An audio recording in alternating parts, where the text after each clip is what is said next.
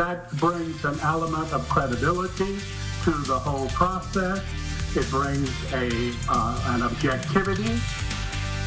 Now at 5, community leaders react to IMPD reforms, including body cameras for officers, as the department works to improve transparency in the wake of 2 deadly shootings. He just wanted to be seen. He was just happy. He just wanted to be known. The parents of one of the men killed by police say there's more you need to know about their son as they demand answers about what happened. This is RTV6 News at 5, working for you. Less than a week after IMPD found itself in the national spotlight, the department is changing up its process and policies. I'm Amanda Starantino. And I'm Mark Mullins. Last week, IMPD officers were involved in 2 deadly shootings. Today, the family of one of the men killed continued their push for answers. We have team coverage tonight as we hear from the family of Drajon Reed. But we start with RTV6's Megan Sanctorum, who shows you how IMPD plans to increase its transparency and equip all officers with body cameras. City leaders say they know tensions are high right now, but they're working to increase transparency. You'll start seeing the first changes as soon as this summer when officers start wearing body cameras. It's a plan that's been in the works for quite some time. $1.2 million in funding has been approved and research is wrapping up. IMPD is getting closer to equipping all officers with body cameras similar to this. The cameras will feature an automatic recording trigger. But this is just part of what the city is doing. They're also creating a use of force review board.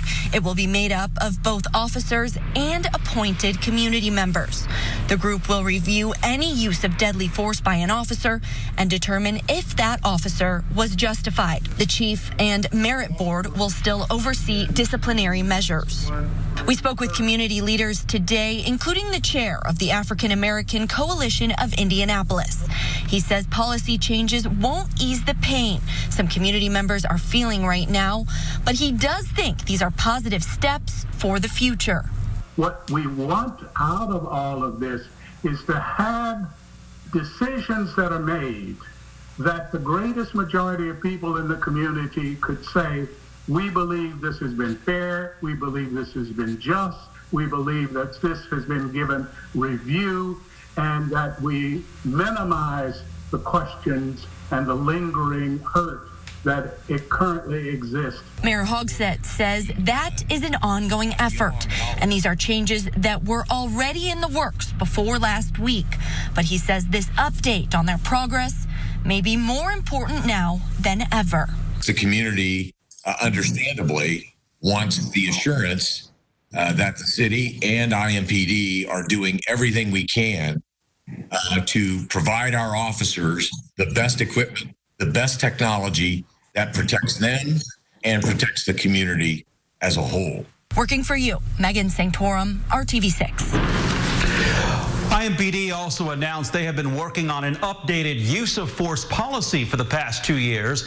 The department's General Orders Committee will review that policy within the next 30 days. You have a right to ask questions about what happened last week. You have a right to demand answers. Attorneys for the family of Drajon Reed say they'll fight to get answers for the family, assuring a crowd that this won't just fade away. And today, his parents spoke for the first time. RTV6's Troy Washington is working for you to explain what the family wants. You have a right to ask questions about what happened last week. You have a right to demand answers. Fatima Johnson's office is representing Drajon Reed's family. We represent this mother and this father. We all know that something happened here that was tragic. Something happened here and we need answers. She stood with the family today and says she will stick with them until the truth the family is in search of comes to light. Walk by faith and not by sight. He is not who you saw. Dimitri Wynn stood not far from where her son was shot and killed after he allegedly refused to comply with IMPD. 6 days later, she's speaking for the first time to explain that her son isn't who he's being made out to be. My son was growing into a man. He wasn't a full man yet. 21 is not a man. His brain won't let him be a man yet because he was still playing. The sidewalk is painted here in honor of Drajon, and people keep showing up to honor his memory. The 21-year-old was shot following a police pursuit on the city's north side. After he got out of the car, police say Reed tried to run away. They allege he fired a gun as he ran, so police responded by tasing him first and then shooting. He was just happy. He just wanted to be known. At the time of the shooting, Drajon was on Facebook Live. His father, Jamie Reed, explained his son just enjoyed entertaining people. He never imagined things would end like this. We just need to fight. We just need to fight. We need justice for it. And justice for all our...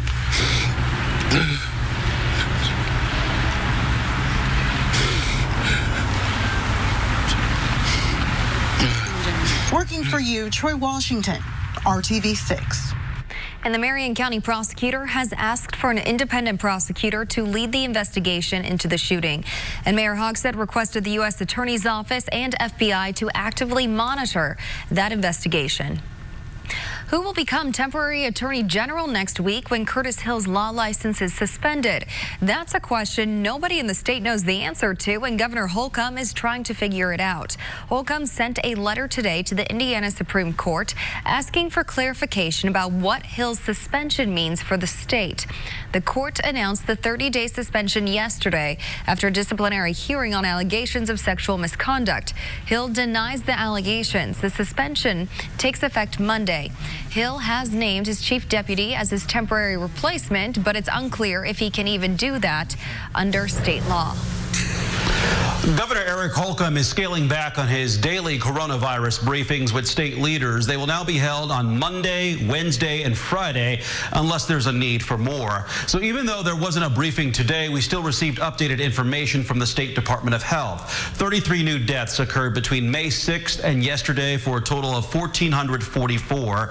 The positive cases in the state have now topped 25,000 with the addition of 566 new cases. More than 150,000 Hoosiers have been tested. Worldwide, there are now more than 4.2 million positive cases and more than 290,000 deaths. Nearly 82,000 of those deaths are in the U.S., but the recovery numbers continue to climb in our country, up to more than 232,000. Today on Capitol Hill, the Senate began looking at America's coronavirus response in a virtual and in-person hearing. The nation's top health experts, including Dr. Anthony Fauci, weighed in on the country's guidelines on when states should reopen. My concern is that if states or cities or regions, in their attempt, understandable, to get back to some form of normality, disregard to a greater or lesser degree the checkpoints that we put in our guidelines about when it is safe to proceed in pulling back on mitigation. Because I feel if that occurs, there is a real risk that you will trigger an outbreak that you may not be able to control, which in fact, paradoxically, will set you back, not only leading to some suffering and death that could be avoided, but could even set you back on the road to trying to get economic recovery. Dr. Fauci also weighed in on another key element of the planning, kids returning to school. In this case, that the idea of having treatments available or a vaccine to facilitate the reentry of students into the fall term would be something that would be a bit of a bridge too far. Even at the top speed we're going, we don't see a vaccine playing in the ability of individuals to get back to school this term. Fauci said there are at least 8 vaccines in clinical development. He says he hopes for a vaccine to be in advanced trials by early winter. And as we continue to navigate our way through this pandemic, we have learned the symptoms and recovery time can be different for everyone. RTV6's Kelsey Anderson spoke to a woman who found out she had coronavirus over a month after her recovery, thanks to an antibody test. Jenny LeBaum is a mother, wife, and professional. She was living her normal everyday life like most of us before social distancing and this pandemic hit Indiana.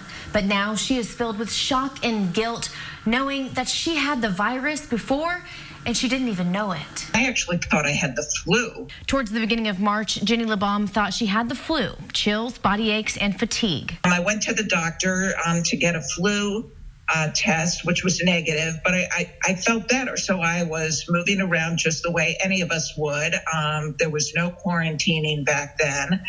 And then I got worse. A week later, she says she felt awful and called her doctor, who after chest x-rays found she had pneumonia and eventually admitted her to the hospital. At the time, I was more worried about catching the coronavirus in the hospital because I didn't think I had it. I just thought I had a rogue flu bug. While in the hospital, she was tested for COVID-19, but she didn't get the results until after she was discharged. One of the results came back for my nose, and that was negative. And then the throat swab took even longer. It was almost 10 days after they swabbed me that I got that result, and that was unspecified. LeBaum tells me her doctor had a feeling she had the virus despite her inconclusive results. So once the antibody testing became available here in Indiana, her doctor ordered one. And it was positive, which kind of was no surprise, but also still a shock because I was like, wow, I was really sick. Her family also did the antibody test and to their surprise came back negative. They were around me the entire time. We were touching the same doorknobs in the house. 7.5 weeks after she was sick, riddled with guilt that she may have passed the virus to someone she knows, LeBaum is sending emails to anyone she was in contact with. I thought, oh my gosh, who did I expose? My doctor said it was too late to do contact tracing, but I have sent emails to anyone I was around the week before I got sick and the week I was sick, just to let them know, because I feel like it's the honorable thing to do. She says once she gets the proper paperwork, she does plan on donating plasma so she can help other people fight off this virus. I'm Kelsey Anderson, RTV6. The city of Fishers is handing out dozens of loans to small businesses. I'm Stephanie Wade with the city's effort to rebound from this pandemic. We are getting closer to the return of some warmer temperatures, but that also means some more rain is coming our way. And through the upcoming weekend, we could see some areas 1 to 3 inches of rainfall. Closer look at that timeline and also when we could have some storms. You're watching RTV6 News at 5. Together. RTV6 is proud to be working together with the United Way Central Indiana during this crisis. Now, we're teaming up for the COVID-19 Community Economic Relief Fund. The initiative supports organizations that serve people and families affected by the pandemic. So far, more than $15.8 million has been distributed to 100 organizations. You can donate to the fund by texting HELP 2020 to 91999. The Rebound Indiana is RTV6's effort to help you make it to the other side of the COVID-19 crisis. Finding stories of available resources and plans, the city of Fishers has created a complete recovery plan to help their local businesses rebound from this pandemic. It includes handing out over $500,000 in loans to jumpstart the reopening process. RTV6's Stephanie Wade is in Fishers showing us how this is revitalizing the local economy. A part of Mayor Scott Fadness's recovery plan is handing out $500,000 in loans to more than 70 small businesses, helping them open their doors once again. I know owners of small businesses all across the country, and there's no one who's told me they've had an experience like that with their local municipality. Allison Lewis Lodi co-owns the Lash Lounge on 116th Street. Hers was one of the lucky local businesses to receive a loan and says Fishers has really gone above and beyond during this time, reaching out immediately to make her aware of financial assistance, health and safety concerns. Police officers even dropping off PPE sample starter kits. Our folks are walking the streets, knocking on doors and just coming in and introducing themselves and saying, how can we help? Here's some information, here's some resources, here's a limited amount of supplies, here's how you can get testing. Testing being a big focus for the city, they're offering free COVID-19 testing to all Fishers residents and the option for businesses to test their employees as well. As the Lash Lounge opens next week, They've expanded their hours to allow for fewer people in the salon at a time, requiring staff and guests to wear PPE and plenty of deep cleaning. She's grateful for the help Fishers has given, allowing them to bounce back. And we certainly appreciate that, and we'll put that to great use in bringing back jobs. Working for you, Stephanie Wade, RTV6. Thank you, Stephanie. And also, to combat the pandemic, the city has established its first ever Fishers Health Department. To learn more about their resources, visit fishersrecovery.com. Today, House Speaker Nancy Pelosi unveiled yet another federal coronavirus aid package. It totals more than $3 trillion. The money would be used to avert layoffs, provide $200 billion in hazard pay for essential workers, and offer $1,200 in direct aid to individuals and up to $6,000 per household. It would also extend unemployment benefits. A House vote is expected Friday, but Senate Leader Mitch McConnell said there is no urgency to act immediately, and the Senate will wait until after Memorial Day to act. People struggling during this pandemic not only need financial help, they are struggling to feed their families. Today, the Salvation Army, Midwest Food Bank, and the National Guard packed 5,000 boxes of food to be distributed to families in need around the state starting tomorrow. We're working harder than ever to make sure that there is no Hoosier that will go hungry during this pandemic. And we can't do that alone, and we need your support. The food box preparation takes place at Lucas Oil Stadium. The Salvation Army used funds from a Lilly Endowment grant to purchase enough food to fill those 5,000 boxes. Now, Kyle Mouse joins us for our forecast. And Kyle, chilly yesterday, chilly the day before, but today it was a little nicer. You could get outside, enjoy a little bit of sunshine. A little better, yeah, especially with that sun. It is May after all, so it's some pretty powerful sunshine when we can get it, and we needed all of it today because it was another chilly start. We had some frost across the area. Our temperature down to 35 this morning in Indianapolis. It was 34 in Bloomington and very close to that freezing mark in Muncie and Peru at 33 degrees. But temperatures did recover around 60 degrees this afternoon. 60 right now in Indianapolis and Muncie. It's 61 for you in Martinsville, just a little bit cooler in Bloomington at 58. And as we look across the big picture here, you can see on satellite and radar, we've got some clouds that are continuing to scoot their way through here, a little thicker as we work our way toward the Ohio River, and that's also where we start to pick up a little bit of rain. But for now, that system is going to be staying off to our southwest. So it will be a quiet evening if you're heading out there for that walk tonight. You're just going to need the jacket, no rain gear to go along with it. Temperatures still in the middle 50s right on through 9 o'clock. Our sun will set just before then, and then skies clear out just a little bit here as we get to 10 o'clock tonight. Still, our temperature around 51 degrees, and overnight tonight, we see a lot more in the way of 40s on the map, a few 30s in northeastern locations, so could have a little bit of patchy frost, say around the Peru, Logansport, and Muncie areas. But after this, I think we're in pretty good shape because the trend is going to be for warmer afternoons and overnights. Here's a look at TrueCast as we get into your Wednesday morning, and you do see that cloud cover over the southwestern portion of the state. That will continue to increase as we go through the late morning into the early afternoon.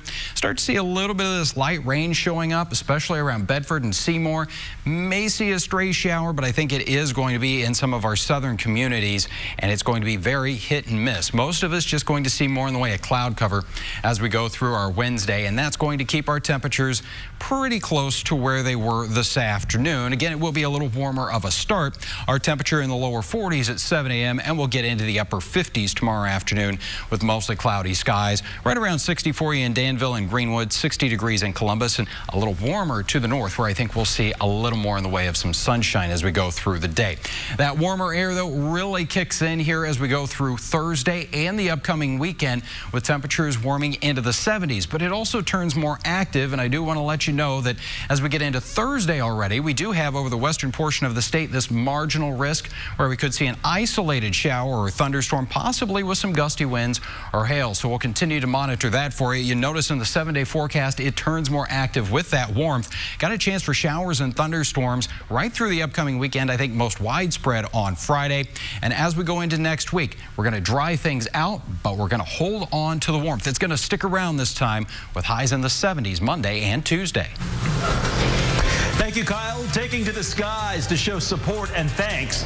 The specific message the Blue Angels wanted to share with those working to keep us safe from the virus. The RTV6 app on your phone or streaming device.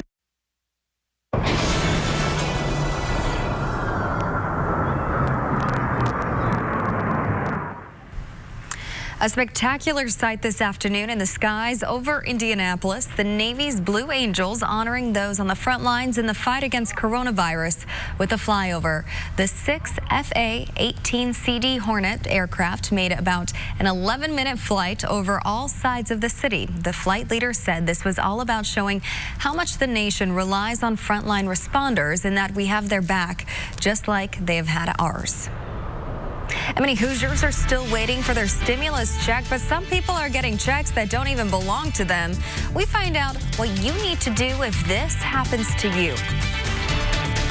And we'll be back with the news at 6. We'll see you then.